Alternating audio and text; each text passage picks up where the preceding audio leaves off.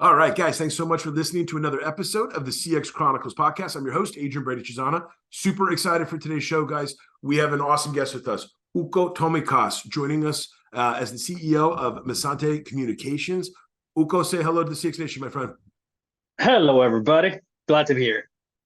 So, guys, Uku and his team, number one, they do some really, really cool work that I think many of us probably don't think about that oftenly, but it's affecting our business, it's affecting our relationships with our customers, it's affecting the way that we message one another every single solitary day. So I'm pumped, Uku, for you to share your story. Why don't you start off today's show like we start off all these episodes, my friend? Give us a sense for, number one, how Messente Communications came to be about, and then number two, start off with your journey, man. How did you kind of get into the position that you're in today as leading this awesome team and being the CEO of this company? Yeah, so Messente has been around for 10 years now. So, we like to consider ourselves as a startup because considering yourself as a startup is kind of like sexy, The thing is that the Estonian government also has this sort of characterization or like an umbrella organization managing all startups in Estonia, and we officially got kicked out of it because we're a 10-year-old profitable company. So technically, we're no longer considered an actual startup They anymore. pushed you guys right out of there? Yeah, they just said like you don't qualify for this anymore. It's like, okay, fine. Yeah, you've managed to stick around for 10 years. You're not a startup anymore. Okay, fine, thank you. But Messente sort of came about 10 years ago as a spinoff, actually, from our group. So Messente is a part of a larger ICT group here in Estonia, which is Mobi Group. Mobi Group has been around from the end of 90s, mainly because they started getting into those kind of like, I don't know if you had those as well, but like SMS sweepstakes, even like kind of like SMS lotteries and like stuff like that. So they started off doing those things, and then from over time it developed into things like carrier billing, mobile app development, and then the business messaging arm that Messente has become now. So 10 years ago, the business messaging arm of that organization spun out and became what Messente is today, essentially a service provider for businesses for their messaging communication to their clients. And through that 10-year period of time, Messente has had this interesting growth of growing to a 20 million company, but every single year being profitable consistently without any VC backing, any loans, anything. So we're That's kind amazing. Of in this That's nice amazing. Position of having our own clients, stable business, own cash, with an ability to make like big investments if we wanted to make it ourselves. Like if we wanted to push 1 million somewhere, we could push it out of our own coffers and be fine. Right. So there's this sort of different kind of perspective to business that we seek all the time, because we kind of have always played the long game. And in a way, back in 2019, people would ask, why are you not growing faster? Why don't you just take a loan and, invest into and hire a bunch of people and do that?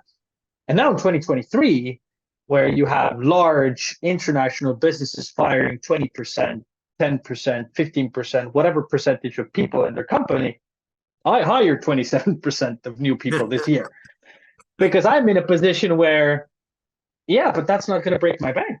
I'm profitable. I've always been profitable. So now we're seen as a super healthy, well-positioned company, while 4 years ago we were growing too slow. We've been doing things, the exact same thing. It's just people's perception of things that kind of changes throughout the time.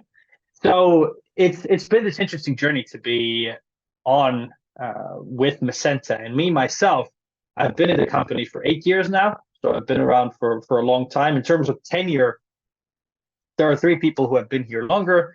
That's the former CEO and the head of the board, who's a founder, our CTO, who's a founder, and our head of R&D, who's also a founder. So the 3 founders are the only ones who have been here for longer than I am, with me being here. And I started 8 years ago as an SDR.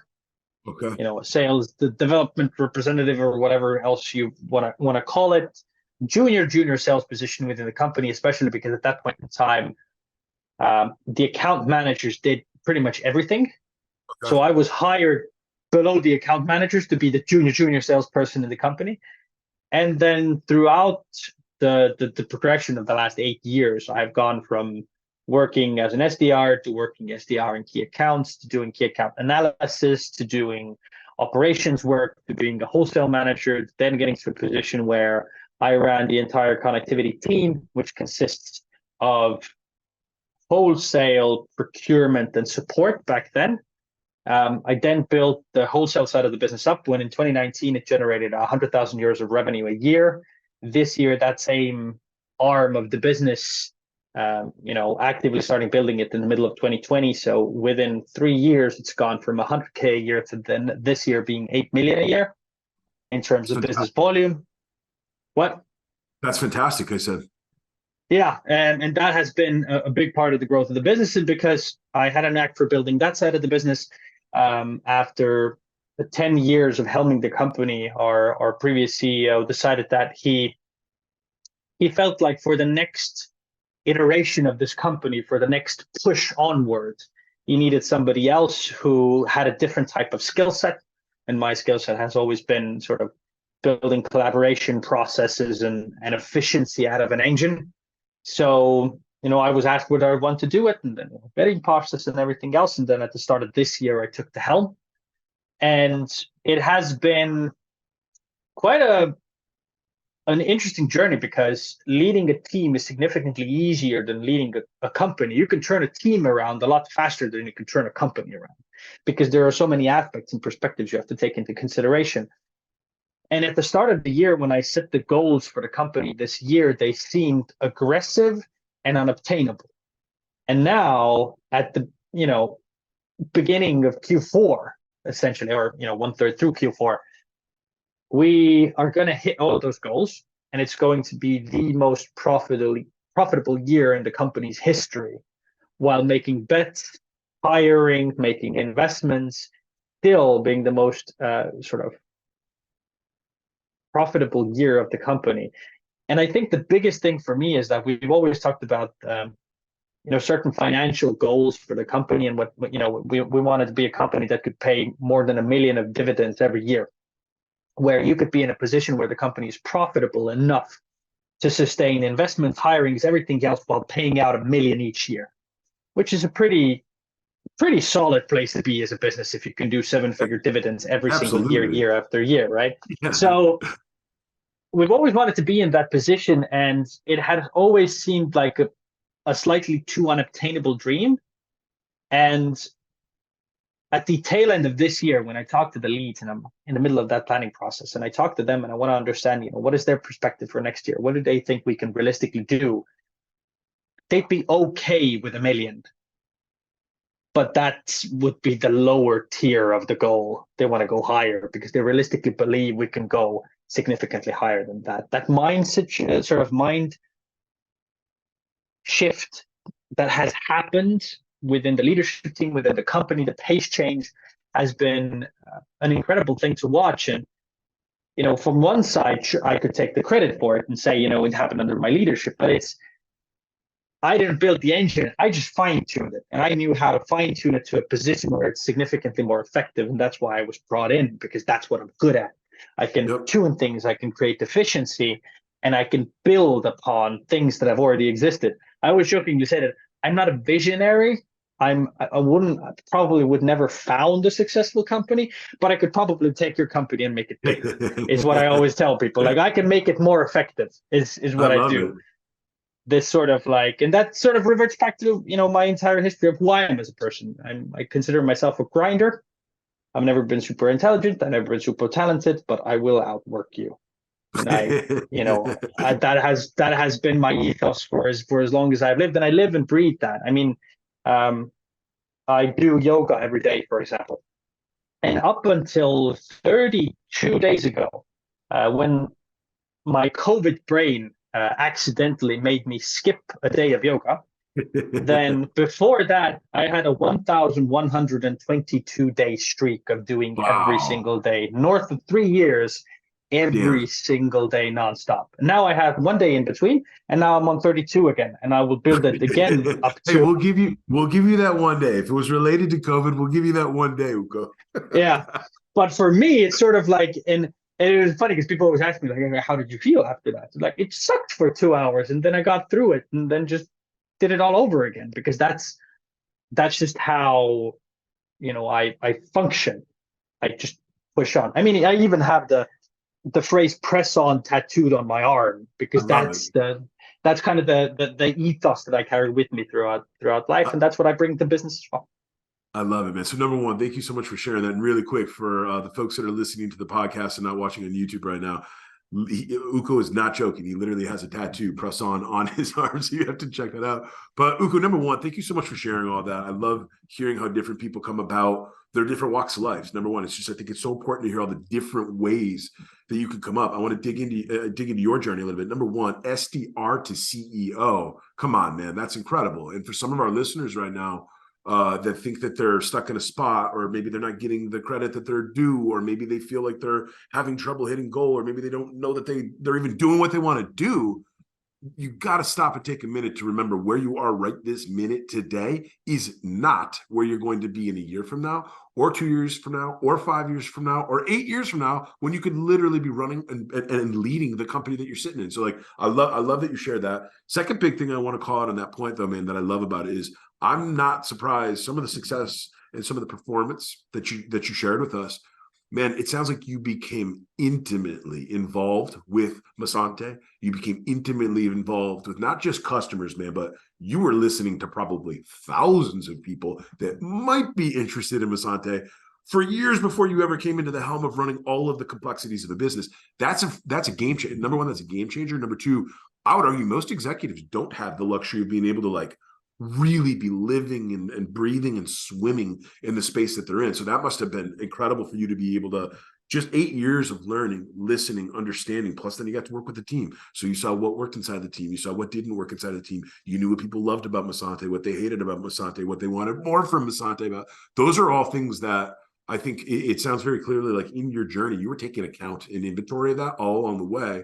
And now the last year with you being in the CEO position, man, that's a game changer to be able to roll all those dice right back out onto the table and play them the way that you were kind of listening and hearing along the way. So I love that. Real quick, before we jump into the first pillar of team, so Messente helps all sorts of different businesses with SMS API. You're working with customers in over 190 countries across the world, 1,200 networks, 1,500 clients. Real quick, in 60 seconds or so, give our listeners, before we dive into the 4 pillars, give them a sense for who that bread and butter client is, or give them a sense for what the main areas are that you and your team are helping your customers with every single solitary day. Most common type of customers are businesses that have multiple markets, multiple businesses that are established businesses with a lot of high-touch customer communication, businesses that are already quite often mature, that have demanding clients. Think financial services, think banks, think payment apps, think logistics providers, think your courier messages. Essentially companies where the alternative cost of a text message is incredibly high. You don't get your parcel delivery notification. You don't pick it up. The courier doesn't get you. It goes into reprocessing. Every single time a package is reprocessed, it's multiple tens of dollars per package. A text message costs below a cent in the States. So now you're talking in a situation where you could have paid some provider 0.2 of a cent more and get 1% delivered better. Instead, you decided to opt for a slightly cheaper option, paid a little bit less for text messages. But if you're sending 1 million messages per month, 1% don't get there. 10,000 times $20 per package. That's the damage that we help businesses get away from by providing a very tailored solution for specific quality that's only essential for businesses where the alternative cost is very high. So mature, well-established, multinational, high-touch companies. Love it, love it, and I love that you lay that out before we jump into the pillars, because again, Uku, many of our listeners on the CX Chronicles podcast, they are startup founders, they are business entrepreneurs. They're the guys and the gals that are typically leading customer experience, customer success, customer support, customer communications, client enablement, whatever you guys are calling these different terms, right? They're the customer-facing part of the team that knows exactly how valuable Messente's type of offering can be. And then number two, these are the guys and gals that are building future customer experiences. Everybody doesn't want to talk to the phone anymore, man. Not everybody wants to jump onto a Zoom call. People don't want Uku and Adrian getting on the airplane and flying to them and meeting their. Maybe they do. Some of them do, maybe, hopefully. But most customers, they want the now. They want a quick meeting. They want the preferred medium of their choice. Text message is how all of us communicate these days, right? Not just with our moms and our dads and our wives and our husbands and our kids, but like with our customers, man. And I would argue too, so many companies, so many of the incredible customer-focused business leaders in this show, I would argue as you get to check different medium boxes of a customer relationship, it starts to show your depth and it starts to show your stickiness with that customer. If you can jump across medium and a customer that you can meet with in person and text message with and have phone calls with and do, there's some signals there that show that that customer is probably going to be a little bit stickier, probably have a higher LTV, and they're going to be the types of guys and gals that are going to probably go and tell you where your next 10 customers come from or where your next 1,000 customers come from. So I love all that. Let's jump into the first CX pillar of team, man. I want to highlight the team that you've built at Messente. Can you give us a sense for some of the different players on the pitch or some of the different teams or departments that you guys are heavily invested in today? So Messente throughout its history has always very much leaned on our enterprise portfolio. Probably during the first 7 to 8 years of the company's existence, 90 to 95% of the business has always come from enterprise clients purely. But then throughout the past couple of years, we've seen a shift in where our product portfolio or sort of like revenue portfolio actually lies, with the addition of SMBs, so pretty much small businesses, self-signups that treat us more of as a SaaS platform rather than a service provider, as we are to enterprises. For them, it's a very custom partnerships, maybe tailor-made solution, stuff like that. For self-serve side, we're more like a SaaS company. And ever since 2020, I started building the wholesale side of business where we're purely an aggregation partner. It's like day trading in a way. So we've gone from very heavily being on, the CTO and the dev team, and then the sales team, alongside a support team that then also fulfilled functions like connections and partners and routing and stuff like that. That's, telco stuff. We've now evolved into the kind of the overarching, what I call them is cash captains. I have like small like Slack channels and I call them cash captains, which is our head of revenue, which is pretty much responsible for everything related to enterprise clients, account management, customer success portfolio of smaller to mid-sized clients and bigger clients. Then we also have our head of marketing who functions for, the inbound stuff, our overall visibility, employer marketing, as well as the self-serve customer side of things. And then our head of connectivity, who is responsible for wholesale and procurement, with procurement very much driving the profitability of the enterprise portfolio post-close, as well as the self-sign-up portfolio, as well as creating ourselves advantages in multiple different markets and broadening our reach because of that. So those three functions have become core pillars, on the side of the support team becoming a standalone function and pretty much the pillar everybody else leans on, because aside from being usual customer support, our customer support also does things like, technical routing changes, account setups. They do stuff like actual troubleshooting stuff on our own side, in our own platform, talking to the dev team, giving them feedback, talking to high sort of enterprise customers as well as self-signups when it's necessary. They have their hands everywhere, and they are the sort of team everybody leans on. And they're much more technically advanced for a customer success agent than usually people would be. And then, in addition to that, there now exists from the start of last year an R&D function where we have a specifically dedicated team that consists of one of our most senior full stack developers, alongside one of our co-founders, whose job is to find new commercial options for our business outside of our core product.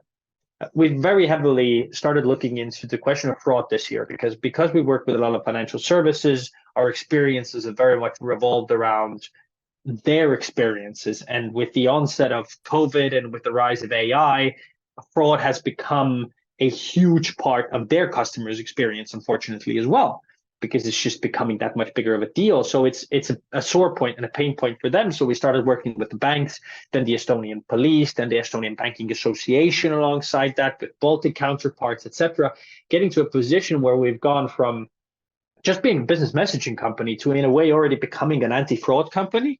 So my mandate to the R&D team was, look outside of business messaging, look at different channels, look completely outside, find what else is there for us to fight on the fraud angle of things, because that seems to be so much more of an issue for the businesses that we serve, rather than maybe some of the other business messaging providers whose portfolios are, slanted differently, or with a different function, or are very much heavily invested in the SMBs who probably don't have that many issues with fraud, as opposed to somebody like HSBC might have.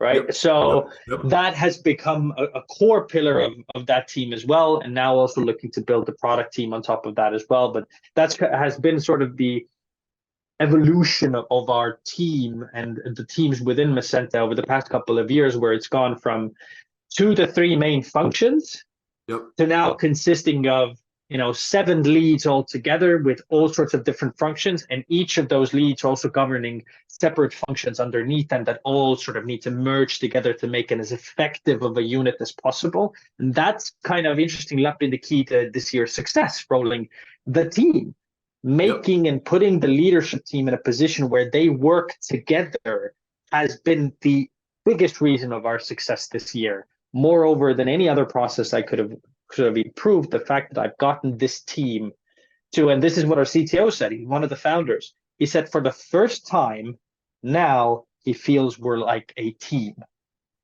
And when you get to that point with your leaders, that's when you start driving things forward a lot faster.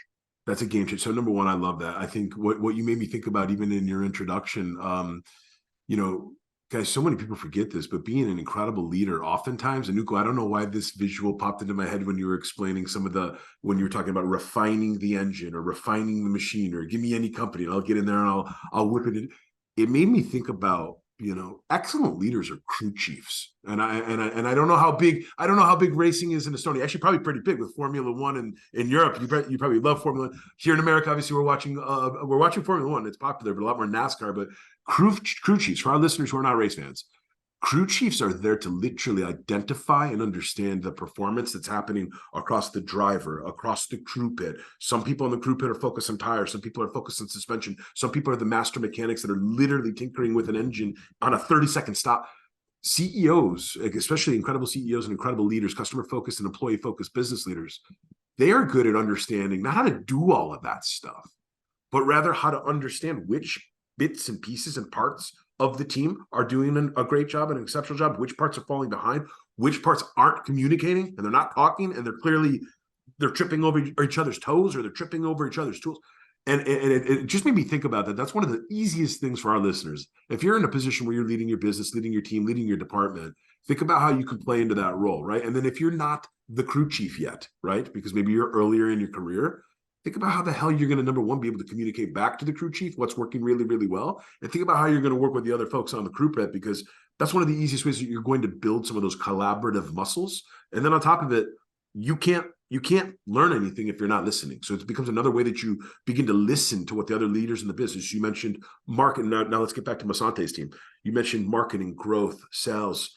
You mentioned success, support. You mentioned all the technical things that you guys are doing. I was thinking about, by the way, when you were talking about fraud on our chat the other day, Uku, when we were getting ready for the show, like, even just this notion, every one of us has gotten a text message from a bank or from a retailer, from some big $1 billion company that ultimately we should trust. But we look at our iPhones, we're like, why the hell is Bank of, is this real? And then you almost have, for that split second, you almost have that question in your head where you're like, wait, should I reply yes or no to this? Or is somebody fit? So like, it makes a ton of sense that your business and your team is building not just a messaging solution, but now that you've been at it for 10 years, right? That's a decade. That's a decade of listening and learning to what customers want, what customers need, what customers would want more of, what customers would want less of. And then on top of it, your space has changed, man. The world of SMS and the world of just communication technology in general. I think about 10 years ago when I was in New York City working at some of these startups, some of the tools we were using that were best in class, they're like best in class leading, global leaders, they're not all the same. Some of them are the same. Some of them are still have continued to dominate and have continued to, build these mega billion-dollar, software companies. But like, I love it. I think it's a fantastic way of kind of laying out all the fantastic people you have on the team. The one thing I want to add is, as I'm looking through the Messente website, another piece is you guys integrate with a ton of different apps. On the website, it says, you're integrated with over 2,000 different apps using those app or built-in integrations, which is what most providers are doing.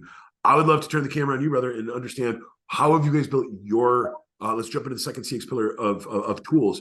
How did you guys kind of build the Messente tech stack? And I'd love to kind of listen and learn to how you guys place certain bets, maybe even 8 years ago when you were, brand new into the company. But I'd love to hear you spend a couple minutes kind of talking about what tools were really required to build Messente for your customers as you grew the business. And then I'd love to kind of just hear even just some of your own personal lessons or learnings about tools that work, tools that didn't work, or even just tech stack management. This is a space that I think people oftentimes need help with. Even great leaders need help with. Do I have the right technology? Am I utilizing it right? How do I teach my team how to use it? How do I teach my customers how to use it? I'd love for you to just spend a few minutes kind of talking about tools and some of the things you've learned, Uko. Yeah, absolutely. I mean, the big thing about us has been throughout time that we built a lot of stuff based on customer requests. But one of the things, if you have a large enterprise asking you for something and they constitute 10% of your total revenue, then you're probably going to build whatever they ask, which is one of the ways you get into building certain things in your company. Unfortunately, though, one of the things that we've been quite poor at in history, and one of the things that I'm trying to fix or improve or get to a better position, is that we've built a bunch of these things, but we've never gone through the process of, if there is one client asking for it, actually going through the process of validating whether this problem is something that they just have, and understanding that this particular custom solution or this piece of tech is built solely for that company to make sure that we retain that 10% of revenue, or is this a common problem that they simply highlighted? And that validation process has been something that we've been missing throughout time. So we've built a fair amount of these things. Even that, that Zapier integration was built purely because of a request of our company. The Salesforce integration we built was one of the first strategic ones, because that was one where we had a partner who could specifically do it. We knew what we were getting into. They had experience behind building these types of integrations and then also promoting these integrations, because they also have skin in the game.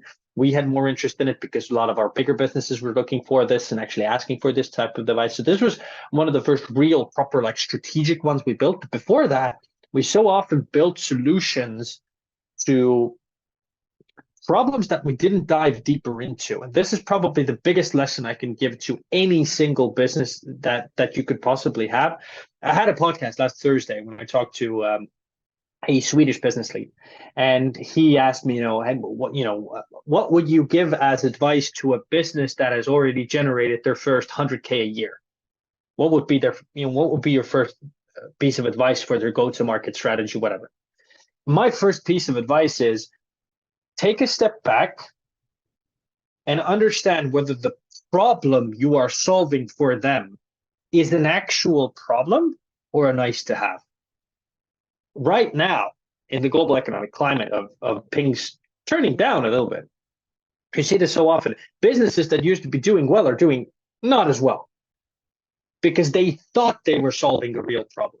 But the fact of the matter was, they were solving a nice to have. Nice to haves are the first thing to go when things turn poor. I love that. So the one of the best ways, this comes interestingly enough from LinkedIn themselves. It's the head of product on LinkedIn actually shared this in one of their courses, that the way they approach looking at product and product development is they look for duct tape. Because if it hurts enough, the company has already tried to fix it themselves. Look for the duct tape. Are you replacing the duct tape, or are you just cleaning the windows? Which one are you? Are you specifically fixing something or not? And when you then have a business of 100K, then you can understand, okay, so where do I need to pivot? What do I need to understand? Am I solving a real problem, or am I nice to have? How can I make this nice to have into an action problem solver? What is missing in order to make this essential for them? An absolute no-brainer to have this even when they're having trouble paying bills. That's the position you want to get in. And that's something that we want to bring into our product portfolio as well, and into our tech stack, that everything we have within our portfolio is an essential that needs to be essential. If there is something that we built as a one-off, we know that we built that as a one-off, and we've validated that it actually is a one-off and nobody else has this issue. Fine. And then when you have essentials, one-offs, then you know what your actual value-added services on top are. What are the things that 30% of your business to 50% of your business clients will resonate with, but what they're willing to pay for to bring true value, then also then leads to significant improvements in client retention, because they are much stickier stuck to you because you have value add stuff people don't. If you're a fraud focused company and you're helping them with preventing fraud and everybody else on the market doesn't have that, but you're the only one that does, you can get away with a lot of stuff that you're already missing, but that isn't as important to them as the fraud portfolio is for them, for example. So now we're taking a perspective of looking at the tech stack that way. And that's why a lot of the previous integrations we've made into even communication channels like Vibers and WhatsApps and RCS, which is pretty much like branded SMS or SMS 2.0, then we're looking at, okay, so which aspects of these particular channels that we've already integrated are the most important ones? We've built an MVP. What angle did we take on the MVP, and is that a valid angle? Do we need to tweak the MVP into a different angle before we can really test it under commercialization, et cetera, et cetera? So a lot of our tech stack has been built around the needs of the client, not clients, not plural, but singular. Yep. And that has been a mistake we've made in business before, and that is something we now want to start remedying. Luckily, for our sake, the core product is super solid. We can send to 197 markets around the world, more than 1 billion messages a year. So we know how to do that part of the business. We can compete with anyone, pretty much anywhere, and deliver anything that's necessary for delivering with custom solutions. Everything else, core product is strong. But the core product alone, especially in SMS, isn't enough, because it's almost seen as a commodity. It's a single transaction based model where you pretty much pay as much as you send, and it's connecting an API into your infrastructure, or then pulling it out and putting another API in. So if you can't build in a value add and you can't bring actual business, especially from a technological perspective, you're just splitting pennies with somebody else on the market if you don't know where your client's problems are. So from our tech stack perspective, that has been something that we've heavily invested into this year, that we'll heavily invest into next year as well, to create a much more homogeneous product portfolio that serves the purposes of our clients and truly fixes problems, gets rid of duct tape, builds nice, clean, pure solutions rather than, cleans window. I love it, man. I think number one, just this notion of listeners, and stop here and definitely hit rewind on this, but it's this idea of the faster you can identify whether or not some of that feedback your early customers are giving you, whether it's a product or whether it's a service or whether it's whatever type of willy or where you're selling, but the faster you can at least begin to identify whether or not that feedback is common case, meaning, hey, shit, even on 10 of our clients, 8 out of 10 said this one thing. That's common. That's 80%, versus the special case. The 1 or the 2 out of the 10 that say, Uku, Adrian, you guys got to change this. You got to do XYZ. And maybe by following that XYZ, you literally just pulled yourself off of a path that would have kept 80% of that portfolio thrilled. And then second of all, keeping things simple. I know that this is something that maybe it's overshared, but it's overshared because it's true. The longer you can keep things simple, the easier it is to find a larger core group of individuals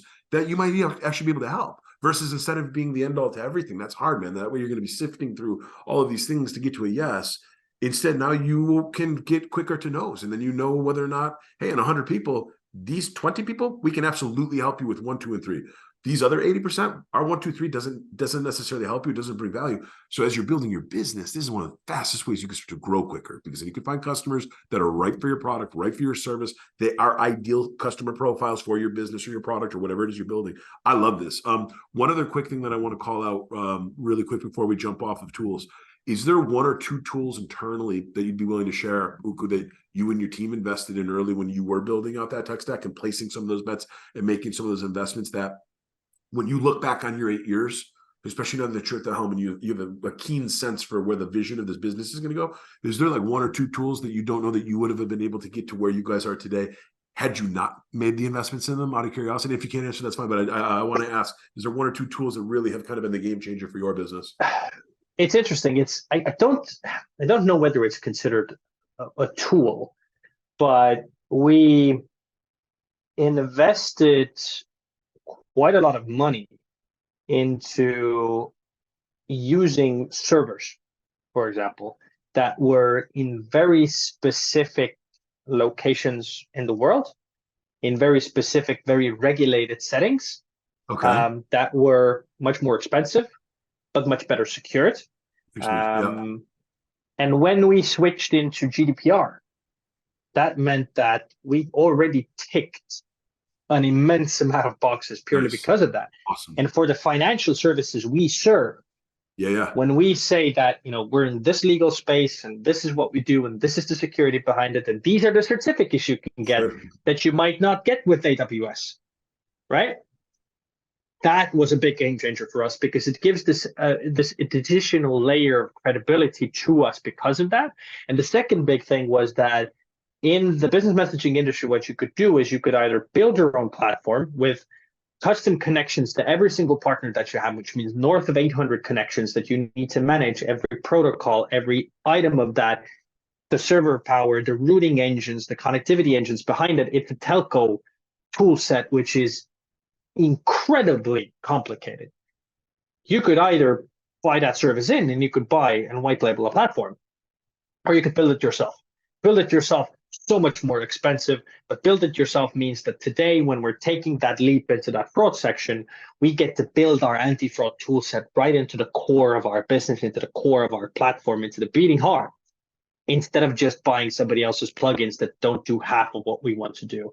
We've made, in that sense, a smart investment of building our own unique platform that functions exactly what we needed to function as for the companies that we needed to function for in a way that we want it, with the service being a big part of that. If we were going to be using somebody else's platform, moving into those servers, and we'd be going through due diligence process that are 3 times longer just because of that, as compared to now being in a position where we can just do those things, switch things out, do things that we need to do, even if we need to add another layer of security or certain operations or custom data retention time, stuff like that is so much easier to build into your own platform, create custom services for your clients that are very demanding, as compared to having somebody else's platform or somebody else's servers that are less tailor-made for our purposes. So while not specifically tools, these have been some of the biggest bets where we've maybe gone against, the grain or against the flow of things, and have decided to take our own path that has today, I think, paid off in spades. That's fantastic, man. That's fantastic. Uko, let's jump into the third pillar of process. I'd love to just have you spend a minute or two talking about, as the business has grown, and this is an interesting perspective for you because you're coming literally from an SDR all the way to CEO. What have been some of the ways that you've seen Messente leverage its knowledge? So number one, how has the internal team, kind of gone about building or curating or managing its living playbooks and its knowledge? And then number two, what are some of the ways as the business grew, as the portfolio grew, as you also just started to add on different tranches of customer type, SMB, and then enterprise, and you have these different cuts and these different needs? I'd love to just kind of hear, like, what are some of the ways that you and the team have sort of managed or wrangled process over these last 8 years? What has there been exercises or regular activities? Is there a team member internally that's really kind of tasked? How have you managed all the changes and the ebbs and the flows as the business has evolved around processes? I mean, I don't want to toot my own horn, but here I am tooting my own horn. A lot of processes specifically, in a fair few of the systems, especially thinking, support, wholesale, procurement, even today in leadership and the way we do things, have been in many cases my initiatives. I pushed and drove and have been pulling forever on the topic of OKRs. So that has been the system of processes, how we actually build the company-wide goals and how we actually track them, formulate them, and do them. And we're going through multiple iterations of now getting to a place where, as ever with OKRs, it's the third iteration onwards where it actually starts getting to be good, and the first 2 ones are a bit shite. Pardon my French. But that's how it sort of has developed, and now we're building OKRs. I'm a huge stickler for processes, and the main reason is that you drew that crew chief example, but there's another example that directly applies to me.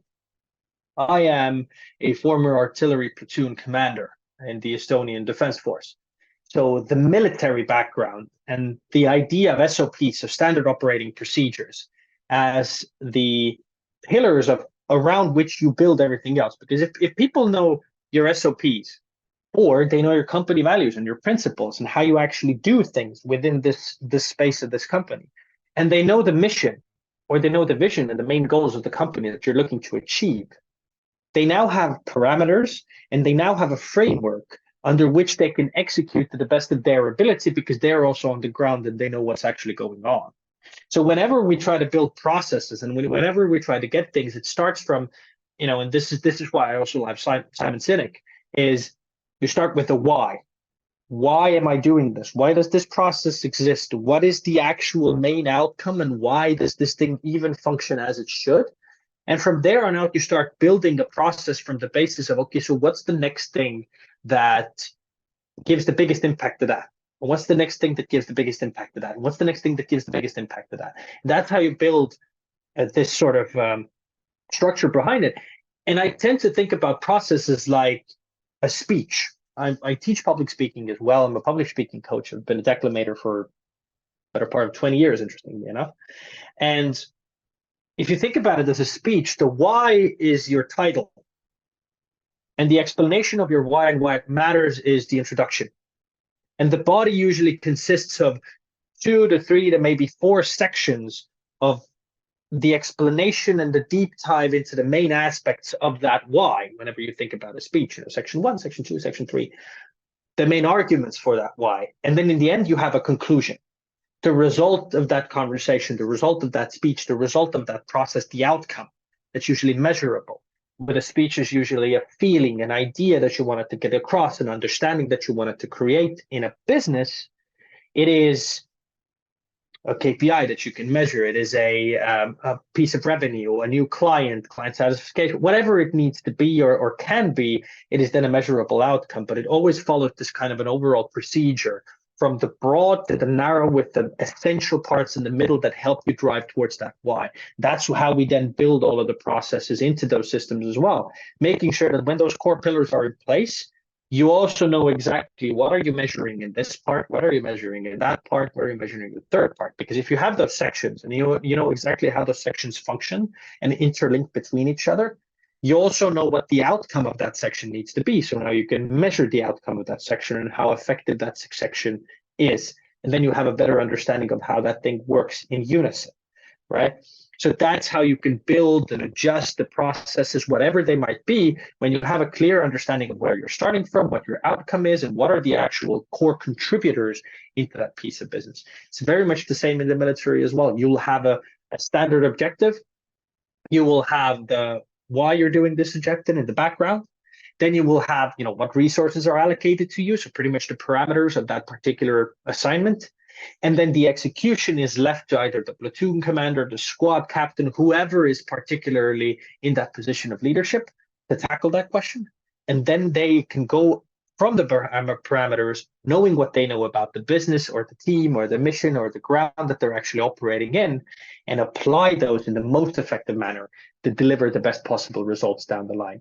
Decentralized command is something that I build into all of those processes as well, helping to bring boots on the ground knowledge into the planning procedure and, not sticking my nose into stuff where it doesn't belong. I have a joke in the company. Every single time I take my hands off a process, it gets better because I'm too far. I'm always too far from the business on the ground level to understand how it would really function. So when I hand it over, it gets better. That's how business should be done. And that's how process in my eyes should be built.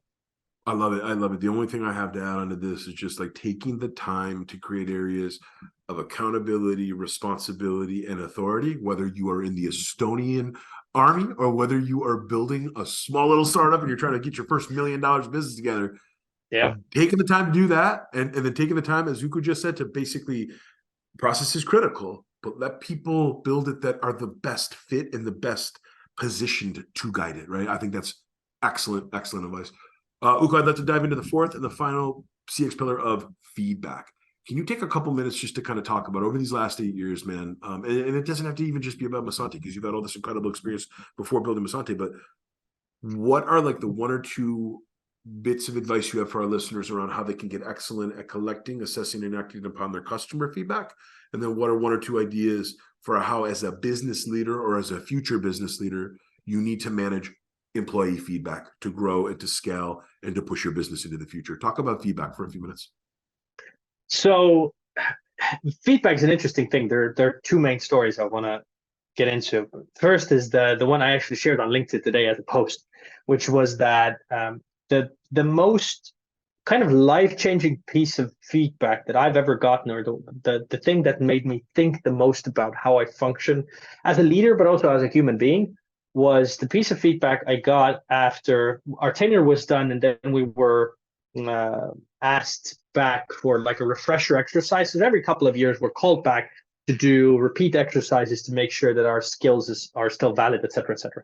So we were called back, and then after the start, sort of at the end of my tenure, I actually gathered my platoon and had them give me feedback for like 3 hours, which, wasn't very good because it was a 22, 23-year-old, a bit uppity, bit of an a-hole.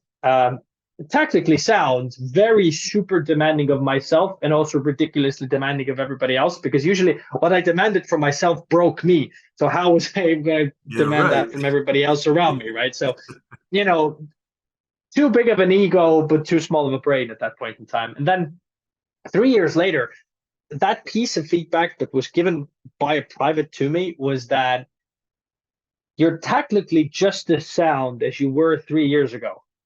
Someone has just removed that giant stick up your ass. That feeling that you've actually managed to develop as a human being to a position where somebody is willing to admit that you've grown that much as a human being, that you're not that kind of an a-hole anymore. And then that was such a life-changing thing. And one of the biggest things that had really, really changed for me was, and this is a shout out to my coach and my sort of like assistant in so many things in terms of actually running a business and becoming a team leader, who has mentored me quite a lot in getting here. Her name is Yana. And Yana gave me the best explanation from a leadership perspective of what feedback is. Feedback is like a gift. When you're giving somebody a gift, you think of that person. You think of what they would like. How would they use this thing? What would be the best thing about it? How specifically will you present it? How do you want to wrap it? Will it have a bow tie? When do you want to give it over? What's their personality? You think of all of those things to make sure that the gift you give that person is as impactful as possible. And then once you've given it, you forget about it because it's out of your hands. That's how I approach feedback as well. One of the things I always do when I took over this team as well was ask them, how do you want to get feedback? And most people will tell you, I like to get it straight and immediately. But the fact of the matter is, no, they don't. There are people who want it in writing first. And this is one of the best examples I've ever heard from people who told me that. This sort of idea of how different people can be in terms of getting feedback. One told me, I want it in writing, usually a few days ahead of time before we start discussing it. Because if you give it to me straight and true, I might tell you to F off. That's the first thing. Yep. Right? So give it to me in writing and give me 2 to 3 days before we discuss it. Just to process it. Just to process it. Very reasonable. Same team, another team lead tells me straight up, don't give it to me ahead in writing. Give it to me straight and true, because if you give it to me in writing 2 or 3 days ahead of time, by the time we discuss it, will have thought of 4 or 5 reasons or 4 or 5 excuses why that piece of feedback isn't valid. Great point. Yep. Completely different in their understanding and their way, how they take feedback on board. But as a leader, it's so important for you to understand what is the most effective way of making this, feedback into feed forward. Yep. Feedback isn't about you as the leader. It doesn't have to make you feel good. It doesn't have to get something off of your chest. It is a tool to improve the people in your team and their skill set and their ability to collaborate. It has nothing to do with your personality or your person or what you like. It's what they need, is because if they take it on board and make it more effective, that's how you win, not by you feeling better. So give feedback that's given off the cuff, lazily, not thinking about the person that you're giving that feedback to. Some people might call it, soft, or just tell it how it is. But that's the you perspective. That's the you, and part of you talking how you like to give feedback. It's not about how you'll improve things. The only improvement comes from, okay, so how does that person want to get feedback? How am I going to give this feedback? There, of course, are exceptions if it's a dangerous situation, whatever, but most of the time we're talking about feedback in context of where that person already sort of works with you. It's not a critical situation. It's not time critical most of the time, or at least it isn't measured in minutes. So you have the time to prepare and think how you're going to give this particular piece of feedback to that person. When it comes to talking to your clients, dive in deep, ask questions, take the time, ask the whys. And what we've tried to do is, I'm very transparent about how we do things, quite open. Here as well, what's good, what's not good, what we've built well, what we haven't built well.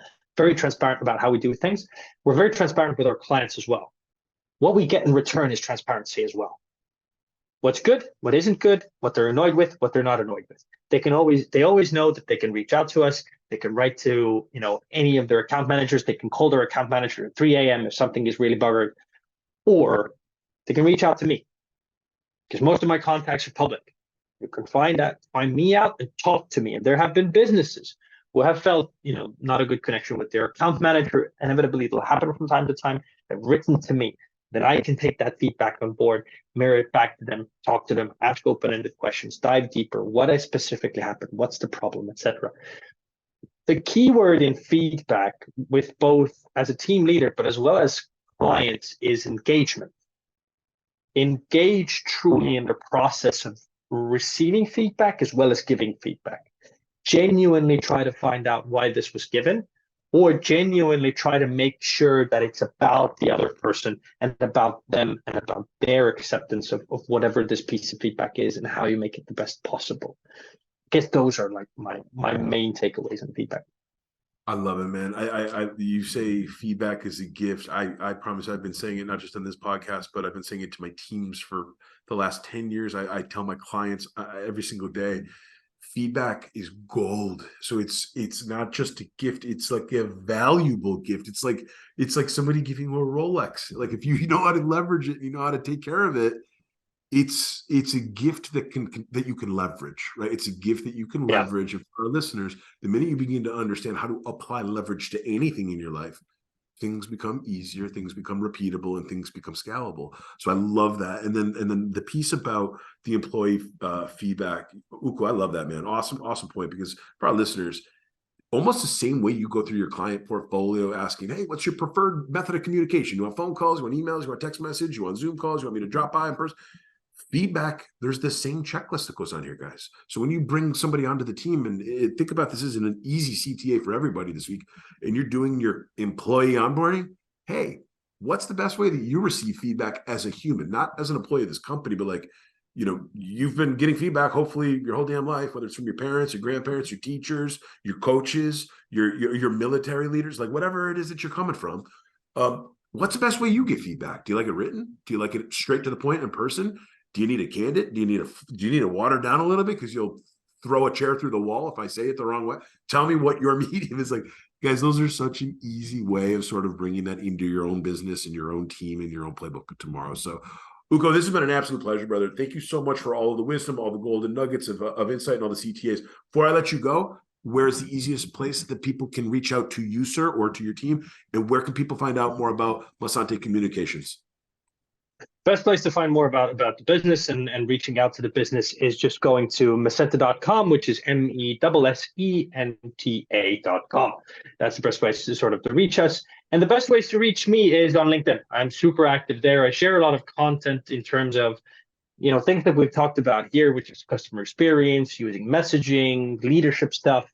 And I'm always very happy to engage with people there. So if you want to reach out, just first name, last name, same as in the title, wherever this is being presented to you, my name will be there. Just look for me there and hit me up. Awesome. Uko, it's been our absolute pleasure having you in the show. Best of luck to the future, and I look forward to keeping our conversation going moving forward, my friend. Thanks for having me, and we surely will.